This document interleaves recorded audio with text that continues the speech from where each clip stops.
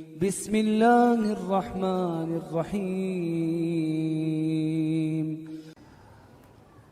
Datang perintah Allah subhanahu wa ta'ala kepada Ibrahim alaihissalam pada saat itu untuk membawa istri keduanya Hajar bersama dengan anaknya Ismail ke sebuah lembah yang sangat jauh dari Palestina. Itulah Mekah. Waktu itu tidak ada manusia, teman-teman. Tidak ada manusia, nggak ada pohon, lembah. Jadi kalau kita lihat gambar aslinya, itu ada beberapa gambar diilustrasikan, digambarkan oleh para sejarawan yang ada di Mekah. Sekarang ada di beberapa museum diletakkan. Itu Ka'bah dulu berada pas di lereng gunung, di sebuah lembah. Jadi itu kalau hujan pasti banjir. Karena di sekitarnya itu ada dua gunung besar. As-Suwaida dengan Abi Kubais, gunung yang sangat besar. Ini lembah tengah-tengah. Dan dulu tidak ada Ka'bah, nggak ada pohon, nggak ada kehidupan. Nanti kita akan bacakan ayatnya.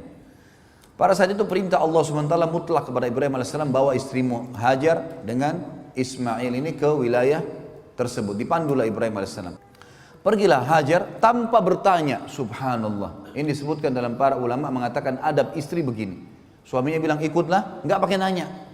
Ikut duluan, karena suaminya nggak jelasin, dan dia sudah memang di sini patokannya adalah suaminya soleh. Hajar alaihissalam pergi. Dikatakan dalam sebuah athar sepanjang jalan Hajar nggak pernah nanya mau kemana hai suamiku, nggak pernah nanya. Ibrahim alaihissalam istirahat, disiapin makannya, dilayani. Jauh, Palestina ke Mekah teman-teman dengan dengan kuda tercepat sebulan perjalanan. Kuda tercepat. Ibrahim AS dari Palestina ke Mekah waktu itu pakai unta. Lebih lama lagi. Tiba di lembah itu, belum ada Ka'bah. Karena perlu kita tahu ya, Ka'bah ini teman-teman dibangun pertama oleh Adam AS bersama dengan anaknya Syith alaihissalam. Syith adalah anak Adam yang sangat saleh, terkenal. Tulisannya Shin Ya Tha, Syith. Ini orang saleh sekali dan dia bersama ayahnya membangun nanti tentu ada kisah dalam kisah Nabi-Nabi, saya akan jelaskan insyaAllah. Maka Syith ini membangun Ka'bah bersama ayahnya. Tapi pada saat terjadi banjir besarnya Nuh alaihissalam yang dikenal dengan kiamat kecil, habis semua termasuk Ka'bah, bangunannya hancur. Karena semua bumi ini hancur, tenggelam dengan air, dari bumi dikeluarkan air, dari langit juga hujan air. Semua hancur kecuali yang ada di atas kapalnya ya, Nuh alaihissalam. Sebagaimana dijelaskan, nanti ada kisah juga kisah Nabi Nuh panjang lebar masalah itu tentunya. Yang jelas teman-teman sekalian, yang tertinggal adalah pondasi Ka'bah. Diistilahkan dalam Al-Quran Bakkah, Bibakkah, gitu kan? Ada ulama tafsir mengatakan adalah Mekah, ada yang mengatakan adalah makna daripada pondasi dasarnya Ka'bah. Tinggal pondasi itu. Ibrahim alaihissalam itu seorang nabi, sudah dijelaskan oleh Allah. Yang maha tinggi dan maha pemurah itu melalui Jibril tentang masalah kota ini. Tiba di Mekah, di lembah itu tidak ada lihat apa-apa karena pondasi Ka'bah pun tertutup dengan padang pasir, lembah kosong, tidak ada tanaman sedikit pun. Maka yang terjadi apa teman-teman sekalian?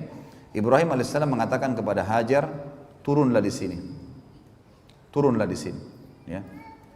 Dan di sini aku akan meninggalkanmu. Ibrahim alaihissalam setelah mengucapkan kalimat itu teman-teman sekalian, membalikkan untahnya mengarah ke Palestina. Cuma itu kalimatnya. Saya akan meninggalkan kau di sini, tinggallah, saya akan pulang. Enggak bicara yang lain, langsung arahkan untahnya. Hajar di sini sebagai manusia muncul sebuah pertanyaan. Ini lembah, tidak ada satu pohon kering, enggak ada, apalagi pohon basah. Enggak ada hewan, enggak ada manusia, padang pasir, gunung-gunung batu, enggak ada apa-apa sama sekali. Sampai sekarang teman-teman kalau ke Mekah, kalau kita bayangkan tidak ada bangunannya, itu batu semua, gunung batu sama padang pasir. Itu dulu belum ada bangunan sama sekali. Maka Hajar mengikuti unta dari belakang, mengatakan, wahai Ibrahim, apa kau tinggalkan kami di lembah yang tidak ada makan, tidak ada manusia, tidak ada hewan, enggak ada pohon? Ibrahim alaihissalam sambil nangis jalan. Tidak jawab. Hajar ikuti dari belakang. Wahai Ibrahim, apa kau tinggalkan kami di lembah? Wahai Ibrahim, kenapa kau letakkan, dengan santun, kenapa kau letakkan kami di lembah? Enggak ada manusia, enggak ada hewan, enggak ada pohon. Ibrahim AS sambil nangis jalan di atas unta. Yang ketiga kali ditanya, wahai Ibrahim, kenapa kau letakkan kami di lembah? Tidak ada manusia, tidak ada hewan, tidak ada tumbuhan. Ibrahim nggak jawab. Jalan. Ibrahim ini sebenarnya alaihissalam bisa jawab, tapi berat buat dia. Karena istrinya disuruh oleh Allah tinggalkan di situ. Dan keterangan pun pada saat itu sebagian ahli sejarah mengatakan belum dijelaskan kepada Ibrahim alaihissalam kenapa istri dan anaknya disuruh taruh. Tapi Ibrahim patuh. Yang jelas Ibrahim alaihissalam nangis. Karena Ibrahim cuma tahu perintah Allah, antar istri anakmu di lembah itu, turunkan, tinggalkan. Belum ada informasi apa-apa ini. Ibrahim alaihissalam lakukan. Makanya waktu Hajar tanya, apa yang mau dijelaskan? Perintah Tuhanku hanya suruh taruh, kamu selesai. Tapi Ibrahim berat katakan. Lalu kata Hajar alaihissalam, ini bukti keimanan yang luar biasa. Kata ulama, ini bermula daripada awal panen pahalanya Hajar yang sampai hari kiamat akan ada. Dia mengatakan apa? Allahu amaraka bihada. Sebentar Ibrahim, apakah Allah yang perintahkan kamu mengerjakan ini? Ibrahim tidak nyaut apa-apa, cuma nganggungin kepalanya. Gak bisa jawab. Hajar dikatakan dalam riwayat dengan suara yang merdu, dengan suara yang santun mengatakan, idzan la yudayyi'ana. Kalau begitu Allah tidak akan membiarkan kami. Artinya pulanglah Ibrahim, pergi kemana saja. Saya akan tinggal sama anak saya di sini. Di lembah teman-teman, tidak ada kehidupan, tidak ada manusia. Tapi ini keimanan yang luar biasa. Suami istri yang punya iman yang luar biasa. Ibrahim AS pulang sambil nangis. Di tengah jalan tentu dia berdoa. Ya Allah, aku tinggalkan keluargaku di sebuah lembah. Enggak ada manusia, enggak ada hewan, enggak ada, dikatakan dalam Al-Quran, biwadin ghairi dhi zara'. Di sebuah lembah yang tidak ada dhi zara'. Dhi ini teman-teman, dalam bahasa Arab atau zu, digunakan untuk menunjukkan sesuatu yang melampaui batas. Misal ada orang pintar sekali, zaki, dikatakan dalam bahasa Arab. Tapi kalau orang itu super pintar dikatakan zu zaka. Orang ini punya kepintaran melampaui batas, luar biasa. Digunakan untuk itu. Apa kata Ibrahim? Saya meninggalkan keluarga saya, ya Allah, biwadin ghairi zi zara. Di sebuah lembah tidak ada zara, tidak ada daun batang pohon kering, enggak ada. Tapi kata Ibrahim, inda baitikal muharram. Tapi di tempat lokasi rumahmu yang mulia.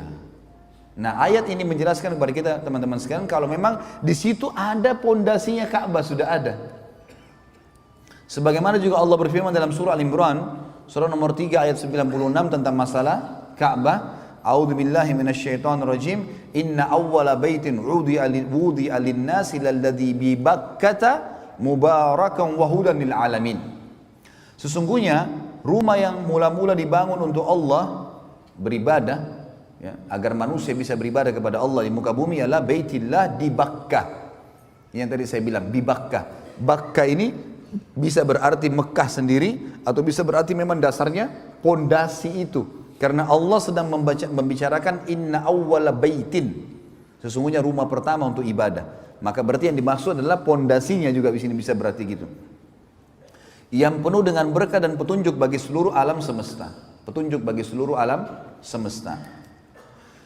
Kemudian teman-teman sekalian, setelah Ibrahim AS berdoa begitu, Ibrahim melanjutkan banyak tentu dalam ayat Al-Quran, ya, yang dikatakan ya Allah, mereka untuk mendirikan sholat, mereka untuk menunaikan zakat, utuslah kepada mereka manusia-manusia yang datang kepada mereka, ya, supaya bisa hidup, jangan mereka sendirian gitu.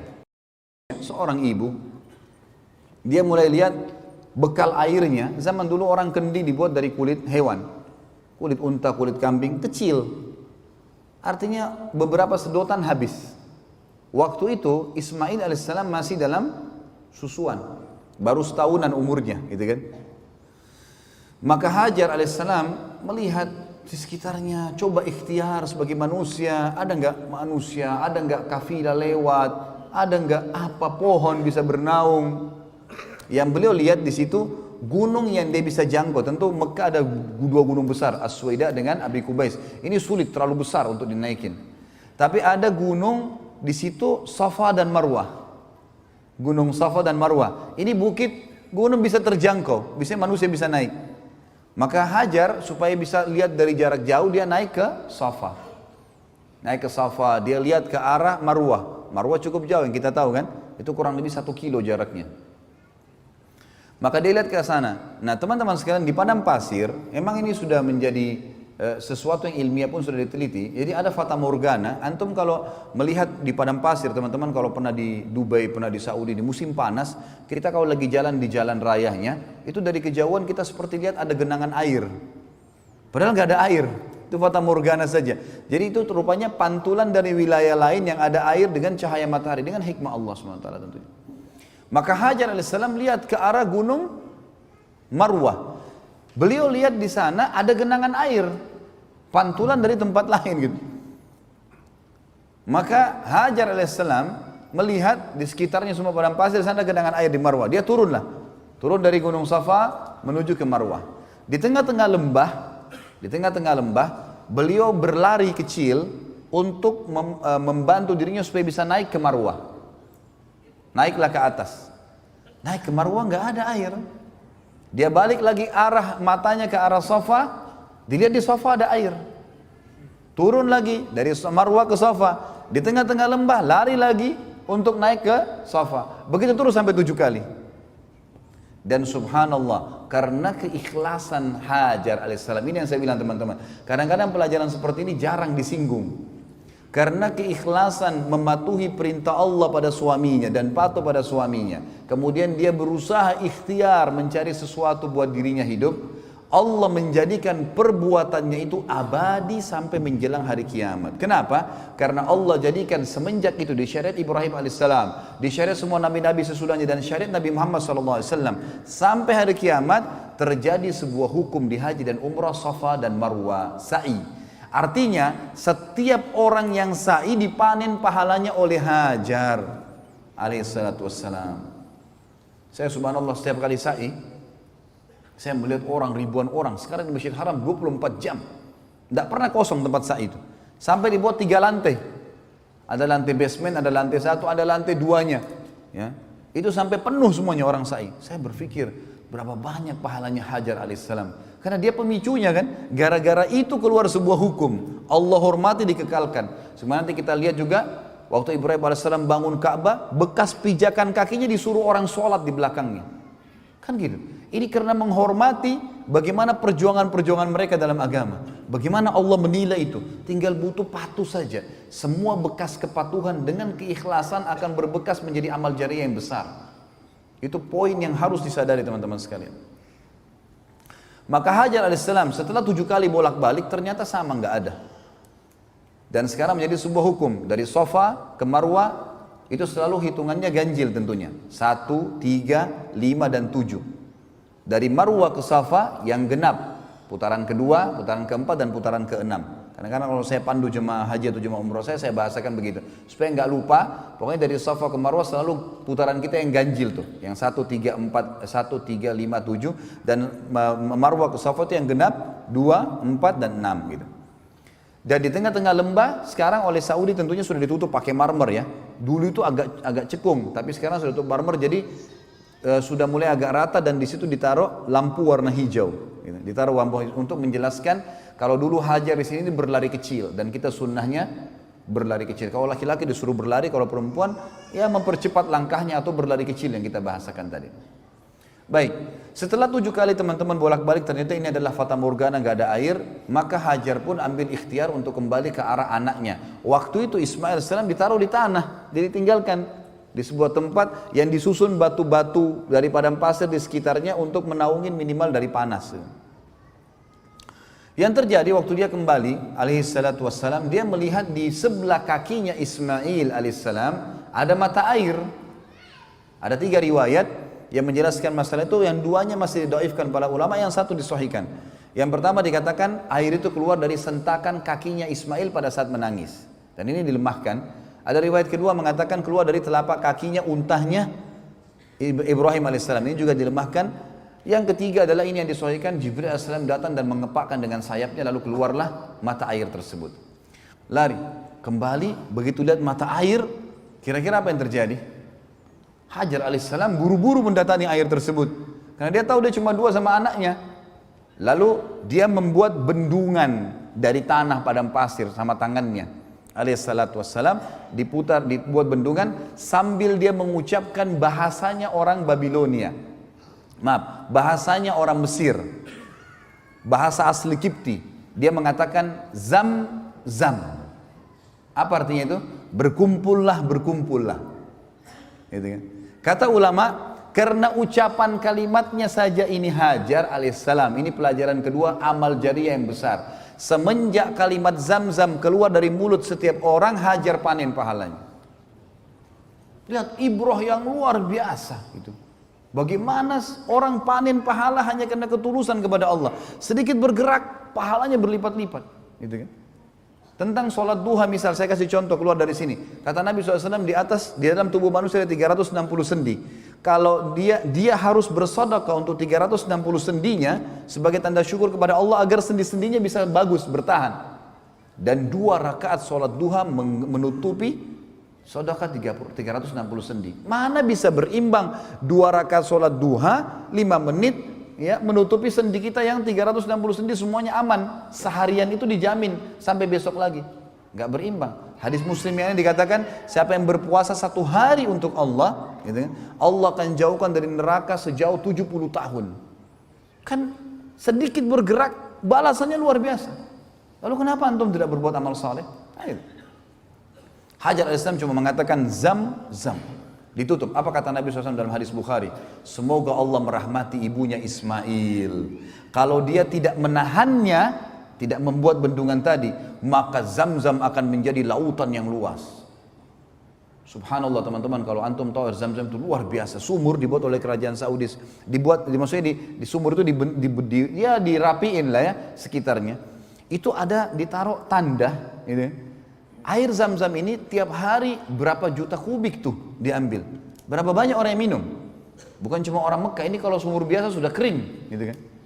Itu dikuras teman-teman, diambil. Airnya akan turun hanya sampai ke garis itu. Nggak pernah sampai habis ke mata airnya, nggak. Ini dikuras dengan alat sedot yang kuat ya. Itu cuma kurang sampai di situ. Dan kalau dia setelah itu hanya hitungan kalau nggak salah saya baca itu 11 menit. Diadakan penelitian 11 menit kemudian teman-teman sekalian dia akan kembali ke titik yang sudah ada di bibir sumur itu. Tidak pernah lebih, tidak meluap. Selalu ada di situ dengan hikmah Allah. Luar biasa Zam-Zam itu. Makanya kata Nabi SAW, Zam-Zam liman syuribalah. Bukan cuma itu, Zam-Zam sesuai dengan niat orang yang meminumnya. Sampai Imam Syafi'i mengatakan apa? Saya minum Zam-Zam dengan minta 3 hal. Minta agar panahan saya tidak meleset. Jadi beliau hobi berburu, gitu kan? Beliau mengatakan saya minum Zam-Zam minta agar panahan saya tidak meleset. Dan sebenarnya itu tidak pernah meleset panahan saya. Yang kedua saya minta agar dijadikan sebagai ulamanya muslimin. Saya pun tidak kenal Imam Syafi'i rahimahullah. Dan yang ketiga saya minum Zam-Zam minta masuk surga. Orang faham, ulama faham tentang masalah hadis Nabi SAW. Zam-Zam luar biasa. Dan semenjak orang minum Zam-Zam, ya, maka Hajar pun panen pahalanya. Jadi penyebutan namanya sendiri air Zam-Zam, air Zam-Zam itu sudah cukup. Dia menyebutkan. Kemudian Ismail AS diberikanlah minum oleh Hajar AS. Kemudian setelah minum teman-teman sekalian, pada waktu itu juga, ini di pagi hari. Pada waktu itu juga terjadilah sebuah kejadian kecil.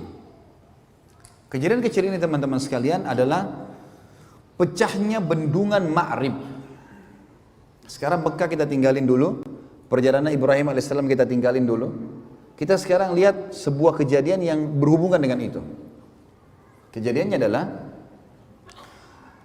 di Yaman, di negeri Yaman, dulu itu ada kehidupan yang subur sekali. Mereka punya bendungan namanya Saddul Ma'rib. Terkenal sekali Saddul Ma'rib. Maka mereka dulu saking suburnya ada bendungan yang Allah kasih mereka ilmu untuk itu. Di sisi kanan dan kirinya itu penuh dengan segala jenis tumbuh-tumbuhan, sayur-sayuran dan segala jenis buah-buahan. Sampai mereka tuh termasuk negara yang orang kalau mau coba segala macam buah-buahan atau sayur pasti ke Yaman zaman itu. Di zaman Ibrahim alaihissalam. Berjalan waktu mereka kufur kepada Allah, tidak bersyukur, maka Allah hancurkan bendungan mereka. Saddul Ma'ribnya hancur. Pada saat Saddul Ma'rib hancur teman-teman sekalian, yang terjadi adalah semua kebun-kebun mereka yang buah-buahan dan sayuran berubah diubah oleh Allah menjadi pohon-pohon sidir, pohon-pohon sidir ya, apa bidara yang tidak ada buahnya dan durinya banyak, serta pohon-pohon cemara. Jadi nggak berfungsi lagi. Akhirnya apa yang terjadi? Mereka keluar, suku-suku Arab pertama kali keluar waktu itu dari negeri Yaman. Belum pernah keluar. Tidak ada suku Arab di dunia dulu kecuali di situ. Dan perlu saya kasih bawahi tadi, Ibrahim alaihissalam bukan dari turunan Arab, dari suku Babilonia, gitu kan? Hajar dari suku Kipti di Mesir. Nanti akan kita jelaskan teman-teman, akan ada awal mula keluar istilah Arab asli dan Arab musta'ribah. Ini secara histori tentunya, ya. Ada Arab yang asli, ada Arab yang terarabkan. Semua orang yang menikah dengan turunan Arab atau orang yang menggunakan bahasa Arab, maka dikatakan orang Arab. Contoh misal, Irak itu tadi saya bilang asli Babilonia. Kenapa sekarang bisa dikatakan negeri Arab? Karena bahasanya bahasa Arab. Dan pada saat Sa'ad bin Abi Waqqas radhiyallahu anhu menembus Persia, Irak, Iran, Afghanistan, Rusia, maka yang terjadi adalah wilayah Irak ini banyak yang menikah dengan para sahabat, masyarakat setempat, dan jadilah mereka negeri Arab. Negara-negara yang tidak menggunakan bahasa Arab seperti Iran, dulunya juga takluk di tangan kaum muslimin. Rusia tidak dikatakan negeri Arab. Mesir juga sisi lain adalah suku Kipti. Karena waktu Amr bin As radhiyallahu anhu masuk tahun 20 Hijriah ke Mesir, kemudian banyak sahabat yang menikah dengan orang-orang asli sana, lalu sampai sekarang mereka menggunakan bahasa Arab di negaranya, maka dikatakan Mesir negara Arab. Sama dengan negeri Syam, Palestina. Palestina itu bukan asli orang Arab sebenarnya. Maaf, di Palestina ada asli orang Arab memang. Mereka kalau mereka itu dari suku Adnan, ya, dari turunan Ismail alaihissalam. Nanti setelah kita jelaskan masalah pernikahan beliau dengan salah satu dari anak kepala suku Jurhum. Kemudian ada Yordania. Yordania itu bukan negara Arab tadinya.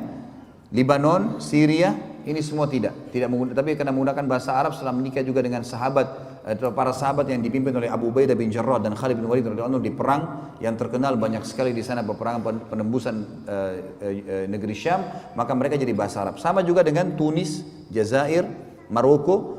Tiga ini terkenal dengan suku Barbar, asli suku Barbar. Tapi karena berbaur dengan sahabat, menikah dan seterusnya, hanya menggunakan bahasa Arab dikatakan negeri Arab. Baik. Awal mulanya suku Arab keluar dari Yaman karena hancurnya Saddul Ma'rib. Keluarlah suku pertama waktu itu namanya suku Jurhum. Suku Jurhum, ya. Suku Jurhum ini teman-teman sekalian adalah suku yang besar, jumlahnya banyak orangnya. Keluar dari Yaman. Mereka tujuannya, kalau saya ibaratkan mungkin kotak ini ya, kotak mihrab kita ini adalah Jazirah Arab, peta Jazirah Arab. Maka Yaman itu berada di selatan, di bagian bawah. Dan negeri Syam, Palestina, Yordania, Libanon dan Syria di utaranya, di atas. Jadi orang-orang Yaman, suku Jurhum ini mau pergi ke negeri Syam. Karena negeri Syam ini teman-teman sekalian negeri yang subur. Pernah saya jelaskan kan, sampai kalau jalannya pun pecah, itu keluar pohon apel, nggak ditanam, nggak diapa gitu, saking suburnya. Mereka hancur bendungannya, mereka mau pergi ke sana. Nah, di tengah-tengah antara Yaman sama negeri Syam ada Mekah, Madinah di tengah-tengah. Madinah lebih dekat dengan negeri Syam, Mekah lebih dekat dengan negeri Yaman. Makanya nanti kita akan pelajari dalam sejarah kita teman-teman sekalian di sini, sejarah Nabi SAW, itu kafilah-kafilah Quraisy kalau mereka belanja ke negeri Syam, ya, mereka kalau pulang harus lewat Madinah. Makanya kafilah mereka banyak ditahan oleh muslimin di Madinah itu, karena mereka harus lewatin, karena Mekah dulu baru Madinah, kemudian baru negeri Syam. Tapi itu nanti ada bahasan insya Allah. Yang saya ingin diberatkan, pada saat itu teman-teman sekalian keluarlah suku Jurhum dari Yaman, dari bawah selatan Jazirah Arab menuju ke Syam. Mereka lewat di lembah Mekah. Mereka tahu ini lembah padang pasir, gak ada kehidupan. Tapi mereka kaget, mereka lihat dengan hikmah Allah. Ini pada hari yang sama ya, pada pagi itu. Jadi suku Jurhum sudah keluar dari beberapa hari yang lalu nih ceritanya. Tapi mereka pada saat hari tibanya Hajar alaihissalam dengan Ismail alaihissalam di lembah Mekah, hari itu juga dengan hikmah Allah mereka lewat di situ. Dan mereka lihat di lembah itu kok ada burung yang berputar. Biasanya di padang pasir itu kita tahunya ada kehidupan, ada air. Kalau ada burung yang berputar-putar, gitu kan? Itu menandakan di bawahnya ada air.